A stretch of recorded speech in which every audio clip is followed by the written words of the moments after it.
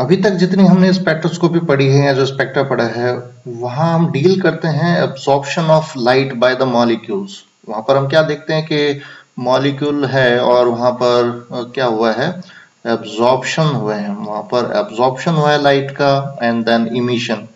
यही तो हमने अभी तक सारी स्पेक्ट्रोस्कोपी में पढ़ते आ रहे हैं, चाहे वो यूवी हो, आईआर हो, या कोई भी स्पेक्ट्रोस्कोपी है, वहां हम क्या डील करते हैं, that is with the absorption of electromagnetic radiation और emission of the electromagnetic radiations.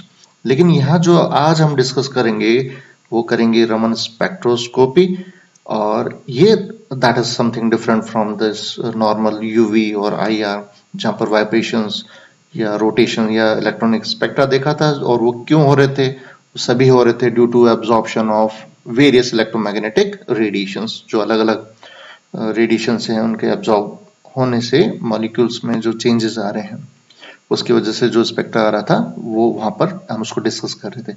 But in Raman spectroscopy we will deal something different thing. सबसे पहले इसकी थोड़ी हिस्ट्री देख लेते हैं कि that is given by the professor C V Raman, और जब ड्यूरिंग एक्सपेरिमेंट इन्होंने 1928 के अंदर इस इफेक्ट को देखा, जिसके नाम से ही स्पेक्ट्रोस्कोपी जानी जाती है, दैट इज रमन स्पेक्ट्रोस्कोपी और रमन स्कैटरिंग, एक कॉमन टर्म इसको, इस इफेक्ट को उनके साइंटिस्ट के नाम से, that is professor C V Raman के नाम से, उसे हम क्या कह रहे हैं, रमन स्कैटरिंग या रमन स्पेक्ट्रोस्कोपी। और इसीलिए इनको 1930 के अंदर फिजिक्स का, जो ये पहले इंडियन साइंटिस्ट थे जिनको नोबेल प्राइज मिला फिजिक्स में इन 1930 फॉर दिस वर्क, इसी के लिए इनको नोबेल प्राइज मिला था। तो सबसे पहले इसकी और थ्योरी हम देख लेते हैं, और उसके बाद इसको डिटेल में हम इसको और थ्योरी को डिस्कस करते हैं कि what is this Raman spectroscopy. तो सबसे पहले यहाँ एक इसको समझते हैं कि हम क्या पढ़ेंगे आगे, और हमें हमारा जो मेन जो मोटो है कि हमारे को क्या चीज हमें इसको स्टडी करनी है वो देखेंगे। तो सबसे पहले हम देखते हैं कि हमारे पास एक कोई सब्सटेंस है। ये substance it may be a solid, liquid और gas, but it should be a transparent. ये ट्रांसपेरेंट होना चाहिए इसमें। नाउ सपोज अगर यहाँ पर एक लाइट इसके ऊपर डाली जाती है सब्सटेंस के ऊपर, it should be a monochromatic light, it may be a laser. अब जब ये लाइट इसके ऊपर, इस ऑब्जेक्ट पे, इस सब्सटेंस पे गिरती है, तो मोस्टली जितना भी पार्ट है लाइट का, that is transmitted as such, वो ट्रांसमिट हो जाती है एज इट इज। बट उसमें से एक बहुत छोटा स्मॉल फ्रैक्शन ऑफ लाइट वो स्कैटर्ड हो जाता है। वहां पर लाइट की स्कैटरिंग होती है, लेकिन वो बहुत ही कम होती है। अब वो स्कैटर्ड क्यों हुआ है? बिकॉज जो हमारा सब्सटेंस है, चाहे से वो लिक्विड है, गैस है या सॉलिड है, उसमें कुछ ना कुछ तो पार्टिकल होगा ही, या कुछ एटम होंगे या कोई मॉलिक्यूल होगा। तब जब ये लाइट उनसे टकराई तो वो क्या हो गई, सभी डायरेक्शंस में स्कैटर्ड हो गई है। मींस यहां पर it may contain some charge particle, यहां पर चार्ज पार्टिकल हो सकते हैं, या कोई हमारे पास एटम हो सकता है, या मॉलिक्यूल हो सकते हैं, ये कोई भी हो सकता है यहाँ पर। तो अब इनसे जो इंसिडेंट लाइट है या इलेक्ट्रोमैग्नेटिक रेडिएशन जब इनसे टकराई तो वो क्या हो गई, स्कैटर्ड हो गई है। लेकिन मोस्टली क्या है, मोस्टली तो एज इट इज निकल गई, वो उसको हम क्या कह रहे हैं, ट्रांसमिटेड लाइट। तो हमारा ट्रांसमिटेड लाइट से अभी हमारे को कोई लेना देना नहीं है, we are not discussing this transmitted light. जो हमारा फोकस है, जो हमारा मोटो है, वो समझना है इस स्कैटर्ड लाइट के बारे में। तो ये जो लाइट स्कैटर्ड हुई है, ये भी बहुत अलग अलग डिफरेंट टाइप की स्कैटरिंग हो सकती है, जिसे ही हम इसको आगे स्टडी करेंगे। तो हमारा जो फोकस है वो केवल इस स्कैटर्ड लाइट के ऊपर है। लेट्स सी इस डेफिनेशन कि when a beam of monochromatic light is passed through a liquid, gas or solid, a small fraction of light that is scattered. वो क्यों हुई है? That is due to the collision between the molecules of the substance and the photon of a light. तो यहाँ we are dealing with the molecules. कि हम यहाँ पर केवल मॉलिक्यूल्स के बारे में बात करेंगे कि जो लाइट है वो मॉलिक्यूल से टकरा रही है, ना कि कोई चार्ज पार्टिकल से, और उसी से जो स्कैटरिंग होगी उसको हम आगे डिस्कस करेंगे। Let's see this case. यहां पर हम मॉलिक्यूल को लेके चल रहे हैं, इससे और बहुत सारी तरीके की और स्कैटरिंग भी होती है। जैसे एक पहले स्कैटरिंग हमने पढ़ी है वो थी Compton, that is known as Compton effect. इसको हमने डिटेल में पढ़ा है। वहां पर हमने क्या ले रहे थे, वहां हम वी आर यूजिंग एक्सरेज, और उस एक्सरेज को एक एटम से बॉम्बार्ड कर रहे थे, उससे कोलाइड कर रहे थे, और वहां से एक इलेक्ट्रॉन निकल जाता है सम काइनेटिक एनर्जी लेकर वहां से, और जो एक्सरे वहां से स्कैटर्ड हुई है उसकी वेवलेंथ पे फर्क पड़ता था, वो इंक्रीज हो रही थी।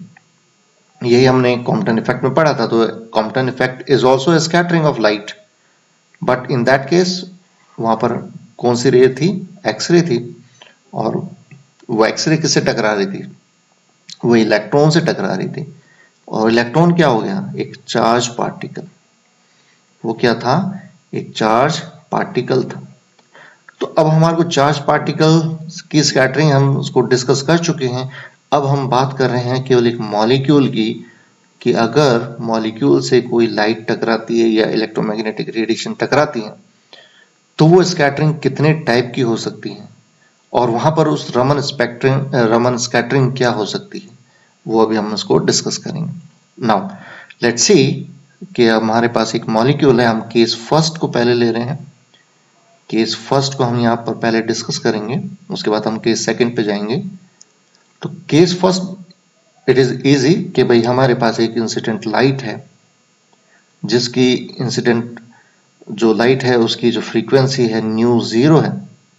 अब इस लाइट को हम अगर क्वांटम टर्म्स में पढ़ें तो इट वी कैन से कि ये फोटोन ही तो है। यही हमने आगे पहले पढ़ा हुआ है कि जो लाइट है वो क्या है, these are small energy packets, that is photons. तो यहाँ लाइट ले लो या फोटोन ले लो, दोनों एक ही बात है। तो अब ये जो फोटोन है, ये जो लाइट है, इस मॉलिक्यूल से टकराया, उसका कोई इंटरेक्शन नहीं हुआ मॉलिक्यूल के साथ, उससे केवल कोलाइड किया, और कोलाइड करने के बाद एज इट इज वहां से स्कैटर्ड होके वहां से चला गया। मींस ना तो कोई एक्सचेंज हुआ मॉलिक्यूल का फोटोन से, या फोटोन का मॉलिक्यूल के साथ कोई एनर्जी का कोई एक्सचेंज नहीं हुआ।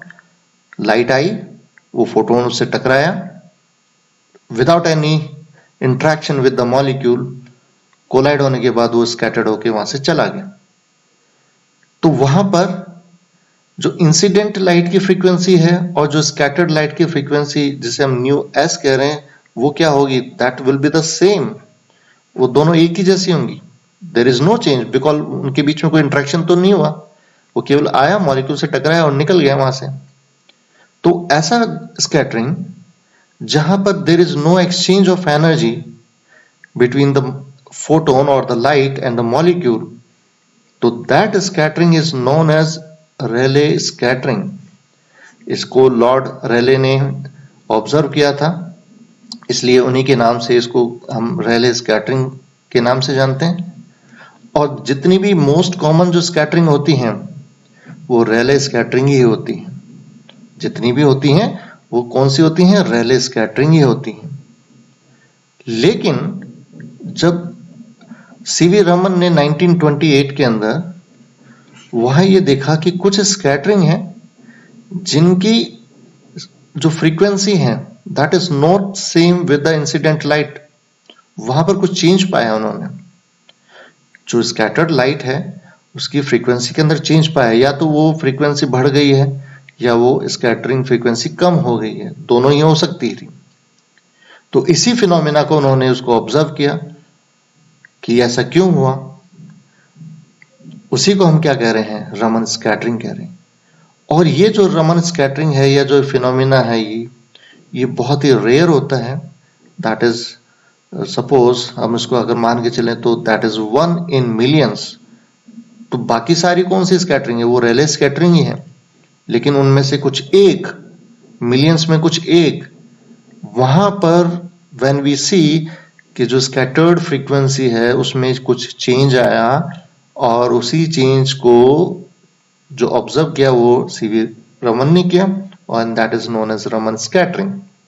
तो अब यहाँ पर दो तरीके से फ्रीक्वेंसी में चेंज आ सकता है, या तो जो इंसिडेंट फ्रीक्वेंसी है वो कम है as compare to the scattered frequency. तो इस केस में क्या हुआ कि फोटोन या light that get energy from the molecule, अगर जो स्कैटर्ड केस सेकंड की हम डिस्कस करें कि जो स्कैटर्ड फ्रीक्वेंसी बढ़ गई है वो क्यों बढ़ी है, इसका मतलब है कि जो मॉलिक्यूल है यहाँ पर जिससे वो इंटरेक्ट किया, जिससे वो टकराया, जिससे कोलाइड किया, तो मॉलिक्यूल ने एनर्जी ट्रांसफर कर दी उस फोटोन को या उस लाइट को।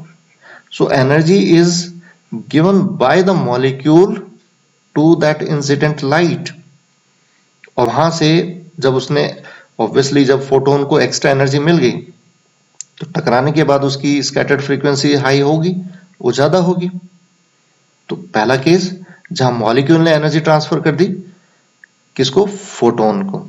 और सेकंड केस में ये जो इनकमिंग फोटोन है या जो लाइट है इसने एनर्जी ट्रांसफर कर दी मॉलिक्यूल को।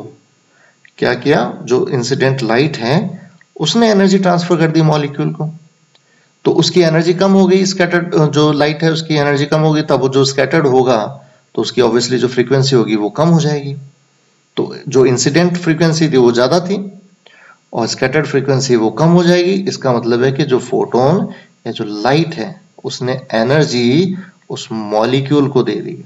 पहले वाले केस में मॉलिक्यूल ने एनर्जी दी उस लाइट को और दूसरे वाले केस में लाइट ने एनर्जी ट्रांसफर कर दी मॉलिक्यूल को, and this is known as the Raman scattering. इसी को हम क्या कह रहे हैं, रमन स्कैटरिंग कह रहे हैं। बट ये this phenomena is very rare, once in a million, ये बहुत रेयर होता है। बाकी जितना भी स्कैटरिंग है वो कौन सी है, that is Rayleigh scattering. Compton is also, Compton effect is also scattering. तो यहाँ दो केस हो गए यहाँ पर कि भाई एक तो है रेले स्कैटरिंग है जहां पर फ्रीक्वेंसी में कोई चेंज नहीं आएगा इंसिडेंट और स्कैटर्ड फ्रीक्वेंसी में। दूसरे केस में चेंज आ रहा है, या तो बढ़ गई है स्कैटर्ड फ्रीक्वेंसी या घट गई है। तो ऐसा क्यों हुआ, इसका मतलब जो केस फर्स्ट में जितने भी फोटॉन्स आ रहे हैं, टकरा रहे हैं मॉलिक्यूल से, वो सारे कॉलिजन्स क्या हो गए, वो सारे इलास्टिक कॉलिजन्स हो गए, because there is no interaction between molecule और द इंसिडेंट लाइट, या there is no exchange of energy, वहां पर कुछ एक्सचेंज नहीं हुआ, तो उसको हम क्या कहेंगे, इलास्टिक कॉलिजन्स कहेंगे। लेकिन जो केस सेकंड है या रमन स्कैटरिंग है, वो सारी कौन से स्कैटरिंग हो गई, दैट इज कौन सी कॉलिजन होगी, that is inelastic collisions होगी। लेट्स सी इसको और हम आगे देखते हैं। So we have two different type of collisions, one is elastic collision, और इलास्टिक कॉलिजन्स क्या हो गए, that is Rayleigh scattering, because there is no exchange of energy between the molecule and the light or photon, तो that is elastic।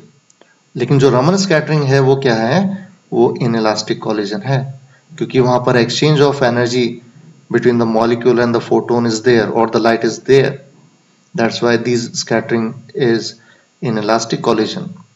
और ये भी हम अभी इसको डिस्कस किया था, it is about 1 instant power 7 photons, यानी अगर इतने फोटॉन्स उससे टकरा रहे हैं मॉलिक्यूल से, उनमें से केवल एक ऐसा होगा जहां पर उसकी जो स्कैटर्ड फ्रीक्वेंसी है उसमें चेंज आएगा, इसलिए ये बहुत ही रेयर होते हैं।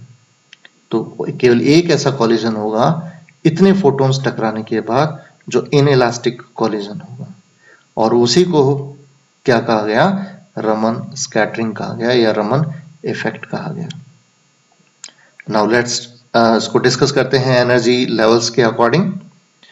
यहाँ पर हम इसको एनर्जी लेवल्स ले लेते हैं। नाउ सपोज ये हमारे पास एनर्जी लेवल से, सपोज ये वाइब्रेशनल एनर्जी लेवल से, मोस्टली जो रमन इफेक्ट है वो वाइब्रेशनल एनर्जी लेवल से उसको समझ सकते हैं। जैसे रोटेशनल है वो लिक्विड्स में नहीं होता है। If we have a molecule, suppose वो यहाँ पर इस एनर्जी लेवल पे यहाँ पर है, इसको मैं N1 पे ले रहा हूँ और सभी एग्जांपल में इसको N1 पे लूंगा, यानी ये हमारा ओरिजिनल लेवल कौन सा हो गया, that is N1। Now in first case molecule हमारा यहाँ पर N1 के अंदर है और एक लाइट आई, उससे टकराई, एक फोटोन आया, उससे टकराया, कोलाइड हुआ एंड कुछ एनर्जी, जो एनर्जी एब्जॉर्ब करने के बाद वो मॉलिक्यूल कुछ वर्चुअल एनर्जी लेवल्स पे चला गया, यानी एक्साइटेड स्टेट पे चला गया, और उसके बाद उस मॉलिक्यूल ने वापस एनर्जी लॉस कर दी और वो फोटोन वापस जो लाइट थी वो स्कैटर्ड होके वहां से चली गई। तो अब यहाँ अगर फॉर एग्जांपल मैं इसको एनर्जी लेवल या एनर्जी ले लेता हूँ, सपोज 20, एक रफली एक एनर्जी की यूनिट तो यहाँ हम नहीं लगा रहे, केवल हम एक ले रहे हैं कि वैल्यू एक 20, जिसकी एनर्जी, एक फोटोन है जिसकी वैल्यू, जिसकी एनर्जी है 20, वो इससे आके टकरा रहा है मॉलिक्यूल से, मॉलिक्यूल ने उसको एब्जॉर्ब किया और वो वापस टकराने के बाद हायर एक्साइटेड स्टेट में वर्चुअल लेवल में गया, उसके बाद वो वापस उसी लेवल पे आ गया जहां वो ऑलरेडी पहले था, और वो वहां से फोटोन एज इट इज वहां से टकराने के बाद उतनी एनर्जी लेके वापस चला गया, तो उसकी जो एनर्जी है दैट इज ऑल्सो 20।